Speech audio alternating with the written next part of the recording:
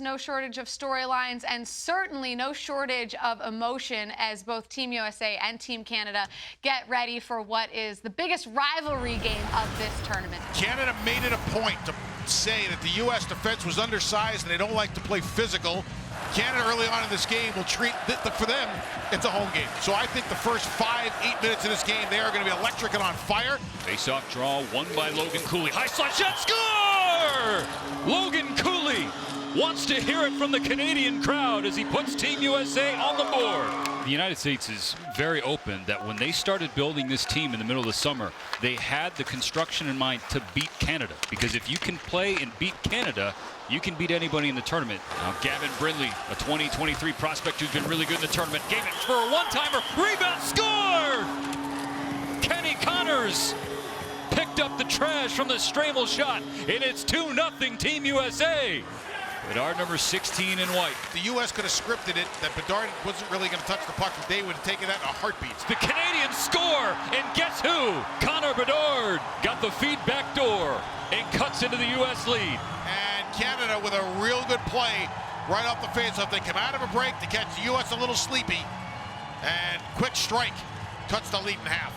So how would you assess the period up to this point? He loved the first 10 minutes. He knew Canada was going to try to come out and bury the U.S. in the first 5 like a typical home team would. For Canada, this was a pretty good thing for them to regroup, catch their breath a little bit. They got a little momentum now, and these games take on a strange life for themselves. Puck is down for period 2. The U.S. up by 1. Stankoven's draw comes to Clark, who walks in, fires, stopped by Augustine, rebound, score! Logan Stankoven ties the game at 2 in the first minute of period 2.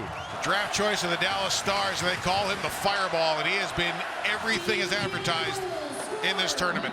As the Canadians 1 goal, trying to defend here in Halifax. Here's Dean, picks it up far side, centering pass, score! Team Canada has its first lead of the semifinal, and it's Adam Fantilli with his second of the tournament. We felt going into period 2 that the game seemed to be teetering, and Canada has kind of kicked that can overboard here to start the second period. And if you, the U.S., bottom line is stick with your plan.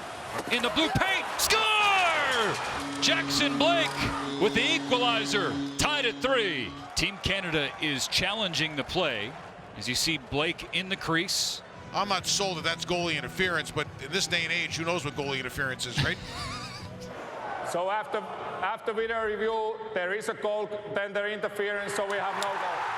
For the home fans in Halifax, in agreement. Now, here's the thing. They got one, but they didn't get one, but this should ignite the fire a little bit. Stankoven, centering pass. Leg was down, picked up by 1, he scores. Some puck luck for the Canadians, and they double their lead. Oh, the goaltender has been a big factor for Canada. Millich has been great.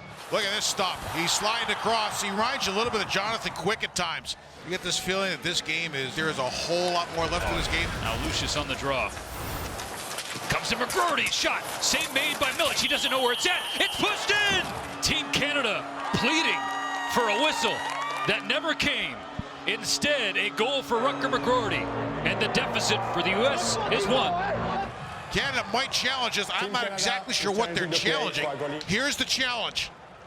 If the puck is underneath part of the goaltender's equipment and you push the puck and the goalie across the crease, it's no goal.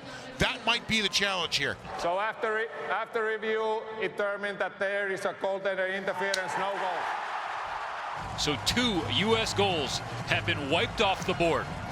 Rand Pecknold is seeing his team gaining some traction back this period, threatening the net, getting some opportunities. They've had the 2 goals taken away. It looks like they're not sitting there and feeling sorry for themselves. He wanted to make sure that his team control the offensive zone, make Canada defend. I think in period number 3, for the most part, it's been the red, white, and blue.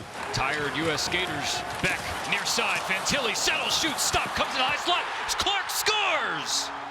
U.S. with some opportunity. This is a fatigue goal. They had nothing left. They're tired. Look at everybody sliding and scrambling and flailing and nobody picking up men. Everybody just picking up space.